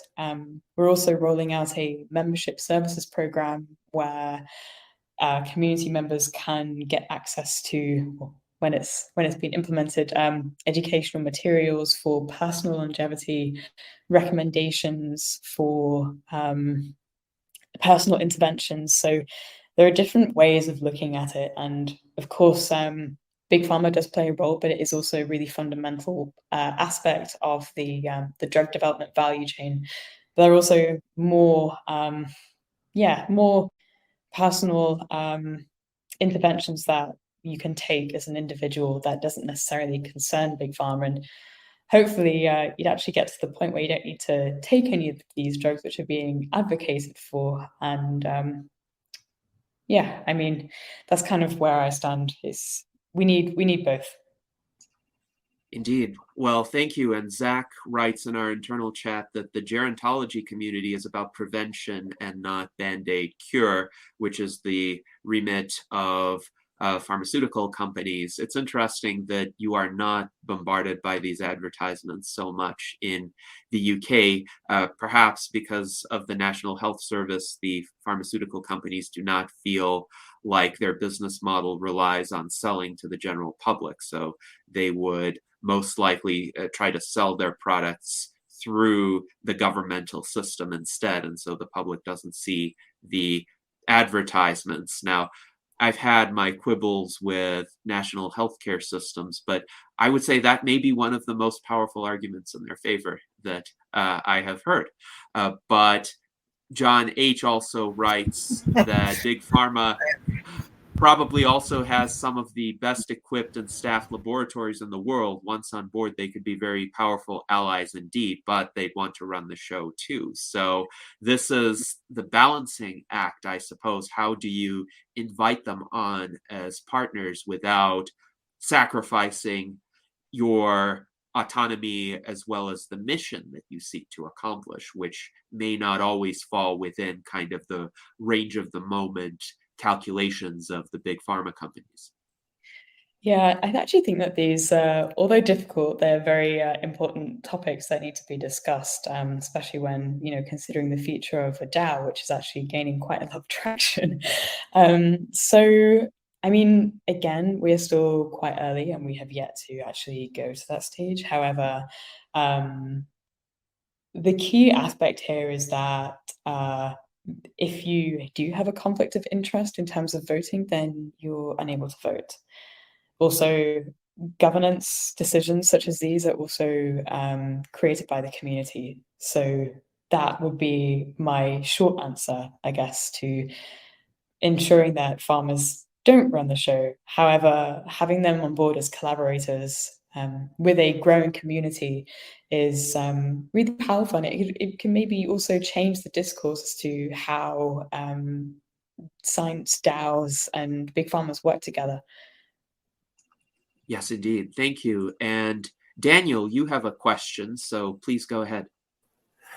Yeah, I was noticing how Gitcoin works. Is most of what they do is creating public digital goods infrastructure, but it seems like VitaDAO is following more of a closed source model where people can actually realize some investment returns after the IP becomes monetized down the road. Do you guys have any open source projects, or are they all basically kind of following the private IP monetization model? So the IP itself is closed, and that's basically due to, kind of IP, but basically the thing that's different is that the way in which the research is done, the company building is done, the rationale as well is more open source. That part is more collaborative. So you can actually go onto the Visa Fast Snapshot forum and look at proposals that have already been put out to the community for voting in the first Vita Fast fractionalized project and see how this would look. So to go back to the point, the IP itself is closed. However, there is a on-chain representation of it being there, and it kind of is almost works as like a promise to shareholders. So it kind of functions in that way. Yes. Do you guys also maybe have a way to look at existing open source data that's out there and maybe derive research from data points that haven't been looked at closely enough?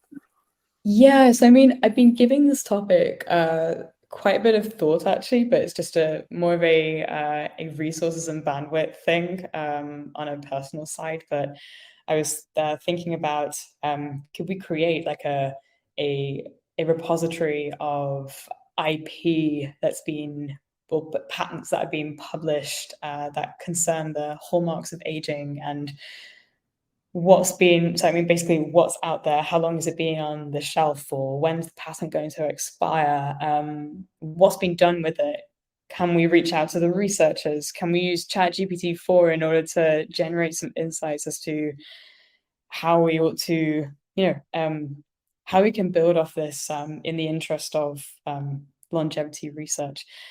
I mean, that's, I guess, pie in the sky ideas, and also would really appreciate some validation from other people in the community who've where this is kind of more their wheelhouse. But that's that's something which is kind of percolating. Yeah, I know that in astronomy, if you hunt comets, for example, you can get a comet named after you. So there's kind of a bragging rights incentive, but I don't know if the same thing could happen in biotech. So thanks. Quite an interesting discussion. So I wanted to ask you a question, Eleanor, before we get to closing comments from our panelists, and that is, could you tell us a bit about your journey toward becoming a steward with VitaDAO? What path did you take, and how did you end up in this position? Yeah, so it's quite an unconventional path, actually. So I initially studied languages at university and had a lot of side projects. I had a lot of side interests, specifically in biotech and just reading scientific papers. I found them so interesting, kind of contrary to other interests that late teens, early 20s might have had, but I just found it really, really interesting.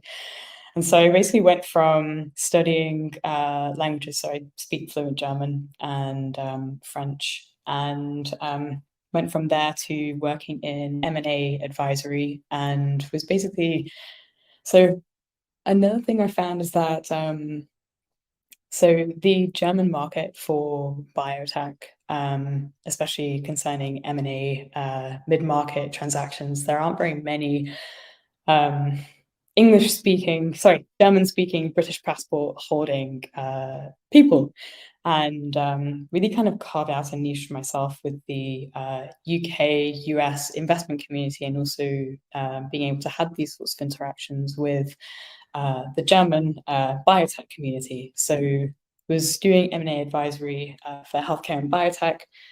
And then I transitioned from there to working in consulting. That was Marwood, as you mentioned in the beginning credits.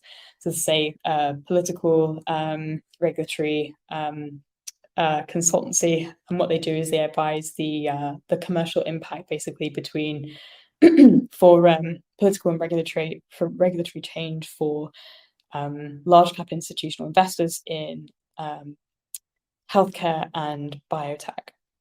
And so basically during the time that I was at Marwood, so they have a very large US base, but the UK base is quite small. So there was a director vacancy, and I basically filled that from the position of an analyst and had a very, very fast trajectory of learning. I was not only doing the consulting work in German, but also leading the company growth. And we actually ended up doubled, outperforming our sales pipeline. We had a historic record of sales.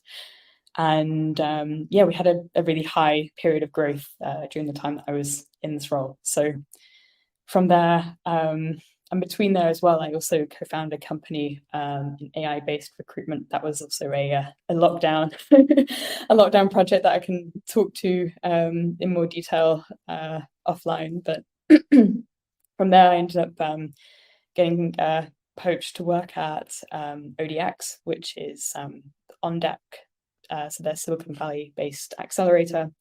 Was working in fund operations there, so basically raising from LPs to deploying capital and managing companies, also interfacing with founders, and also working on some of the company building sides as well. And I transitioned from fund operations to becoming the founding chief operations officer at LabDAO. We raised 3.6 million during the bear market. We're now generating revenue. And basically, they pivoted from doing a fund for computational biology to working on tools. And I made the move to working VitaDAO. My experience is more on the operational side of biotech, and also have a lot of I've done a lot of reading research on company building for biotech, and also the actual functionality of, for instance, the hallmarks of aging and its impact, on society at large. Can speak to as well offline if anyone has any interest. But now I lead deal flow in the VitaDAO working group. Yes, that's quite a fascinating journey from essentially a student of languages to being a steward with VitaDAO.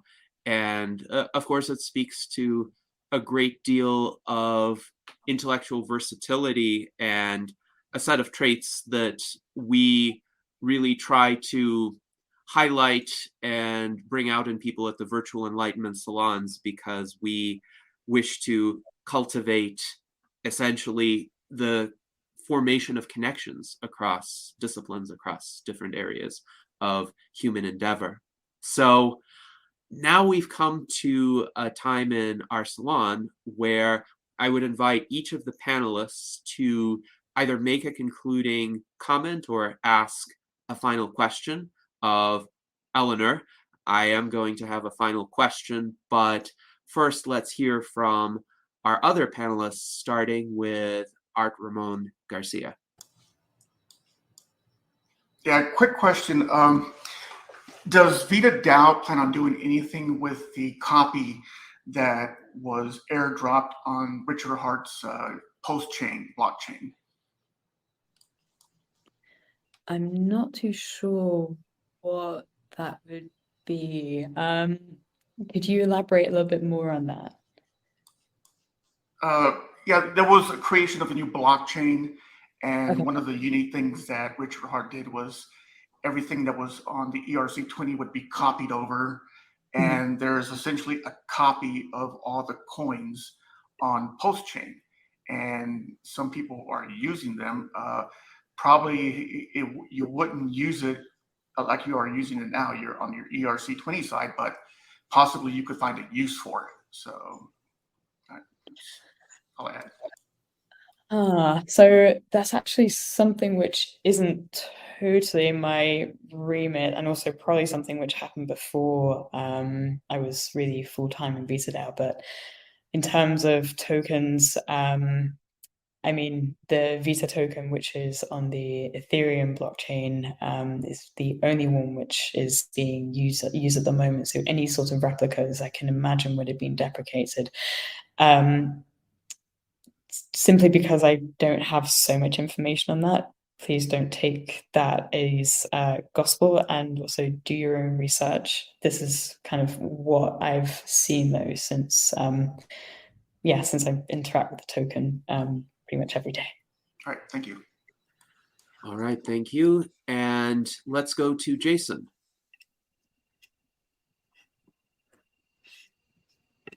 Let's see. Yeah, you're adorable. Just gotta say that you're adorable.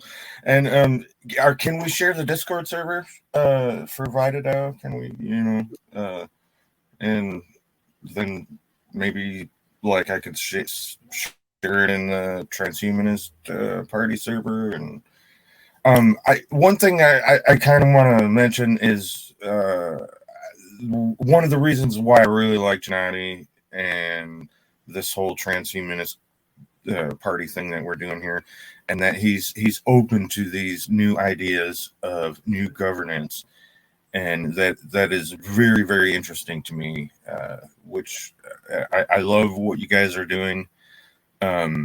We need to probably take a lot of tips from you, so if you have any advice to throw our way on e-governance, we are all ears. And I'm loving what you're doing, so thank you. That's all. Thank you. I'm really glad to hear that. And I also think that having the benefit of learning from other communities, other industries, other disciplines is actually really supplementary, not only to one project in particular, but also to all. So I'm a strong advocate of kind of information exchange, knowledge sharing. That goes beyond your industry. Yes, indeed.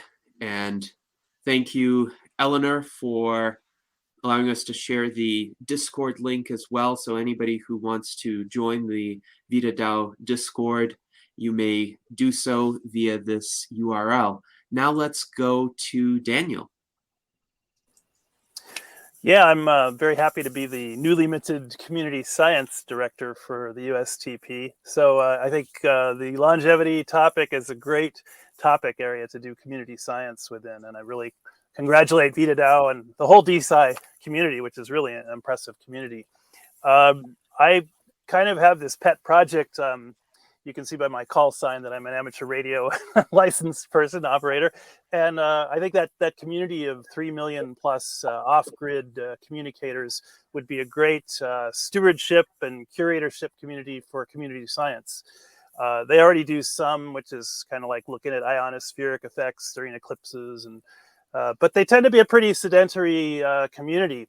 And they would be a great test case to do like longevity experiments and data collection from. I'm thinking of gamifying things with, I don't know if you've heard of the POAP, or the Proof of Attendance Protocol token. It's, I'm thinking, hams kind of do that by sending each other these postcards that kind of are souvenirs from their stations. So I'm thinking that would be a neat model to do, kind of a non-monetized, community science, because it's amazing what people do for bragging rights, basically, or just when you gamify something. So those would be my observations. And I also think the life insurance industry is a potential source of the $100 billion per year funding that we advocate for in our USTP platform section. I think it's CIV in Roman numerals. So it's amazing the kind of pushback you'll get from people, though. When you talk about longevity, they'll see it as some elitist hive mind kind of spooky, scary projects. But I think living people are way more contributing to society than corpses. So they don't seem to see that point. So those are just some observations. Any usage of the POAP or the Pope token for in longevity? So for longevity, I mean, the POAP token can be used pretty widely, actually, not just in longevity, but across projects. So in terms of the utility of the POAP, it'd be interesting to look into what exactly it would be doing in the context of of the initiative. Maybe it's something that we could talk about offline, but I do see the utility as like a proof of something, and it's also really easy to set up as well. Yeah.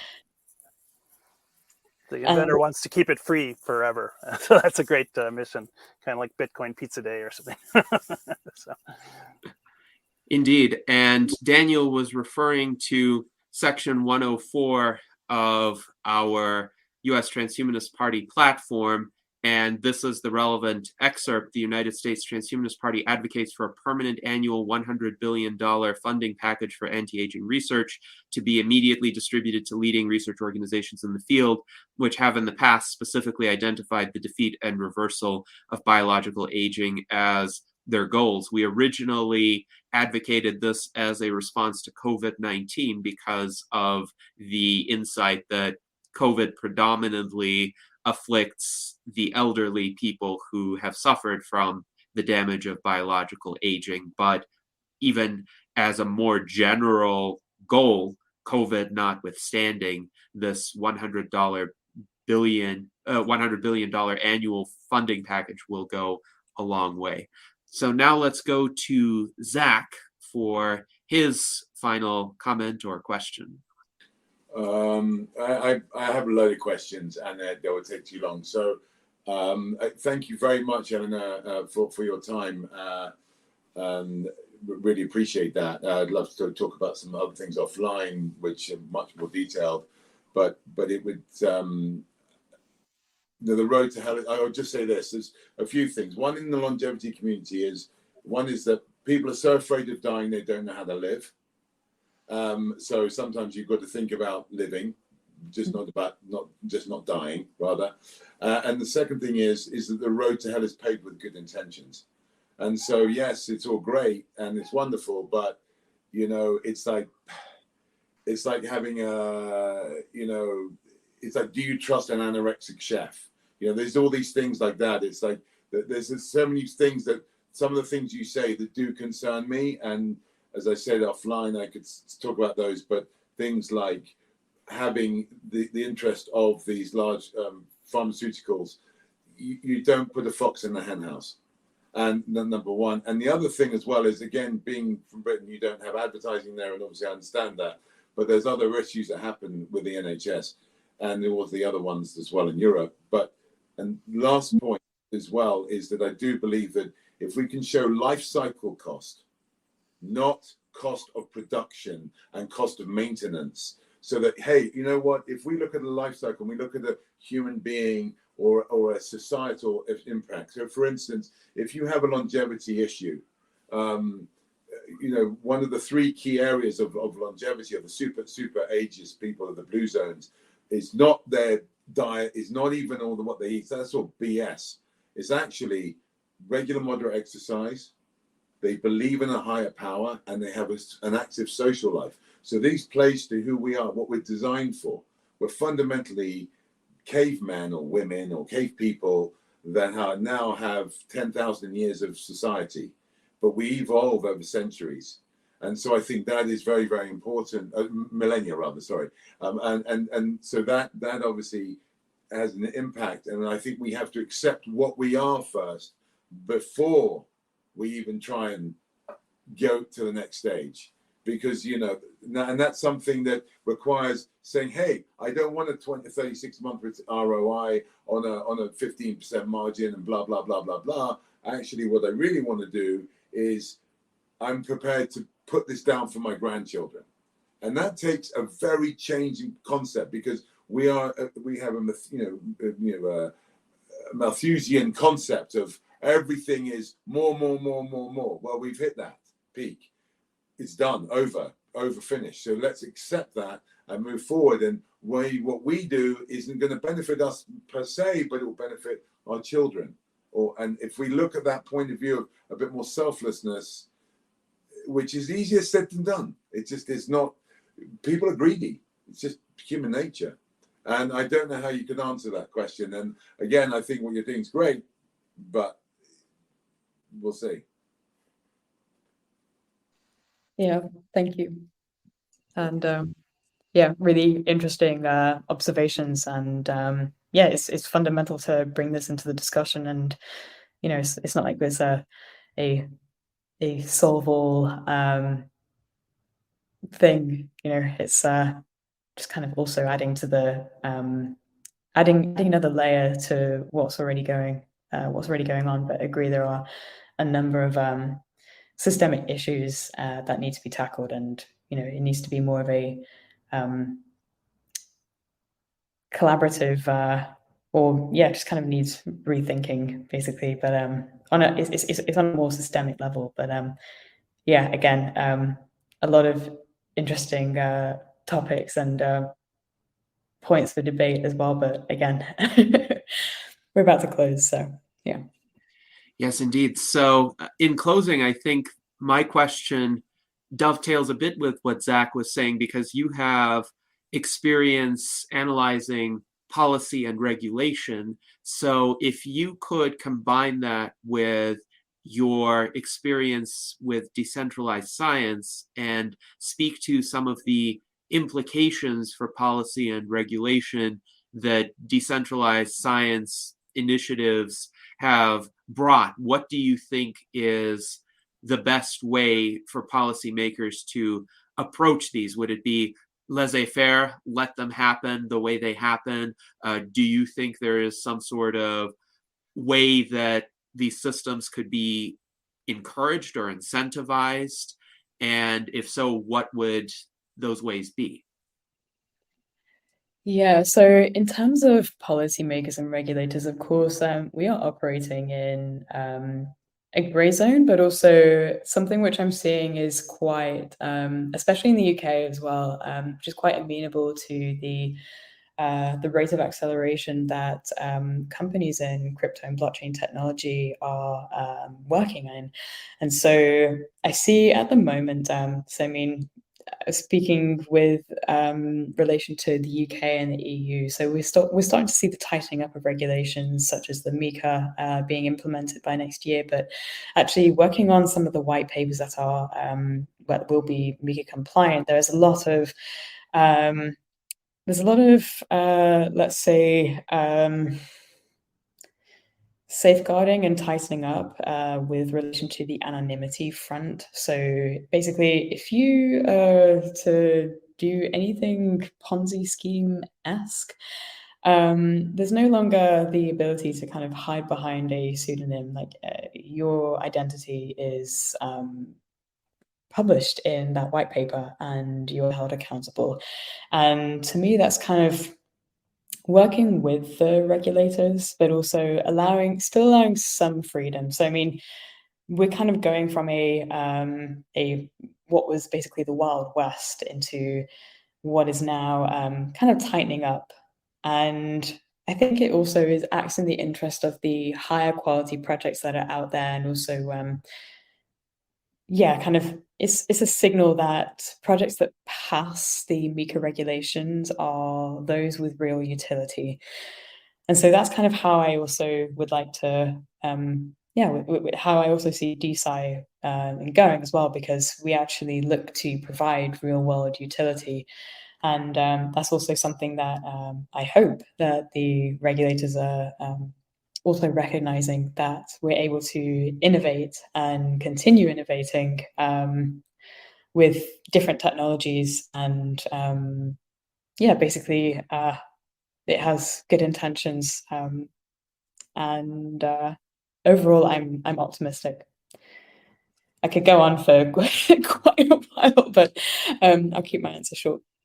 All right. Well, thank you for that answer. And it is our custom to let our guest have the final word, at least in terms of the substance of the salon. So is there anything else that you would like to tell our audience? What would I like to tell the audience? So many things. I'm very, very honored in order to be hosted. Sorry, it's late in the UK, by the Transhumanist Party, and it really has been such a pleasure to engage with the audience in such a spicy, juicy set of questions, but also very fundamental questions in order to kind of dispel any, or discuss anyway, any barriers to understanding, and also what decentralized science is, how it relates to the governmental level, how voting is done, like how the Web3 technology interacts with it, how it is related to longevity. I'm very, very honored to have been to talk and to converse with the panelists, with the audience, and I hope to see some of you on Discord. And again, would love to chat about any questions or suggestions offline. And live long and prosper. Indeed. Well, thank you, Eleanor. And this has been an absolute pleasure to have you as our guest today. We covered all the topics that I hoped we would cover, although much more remains to be said on all of them. And indeed, you anticipated it. Live long and prosper.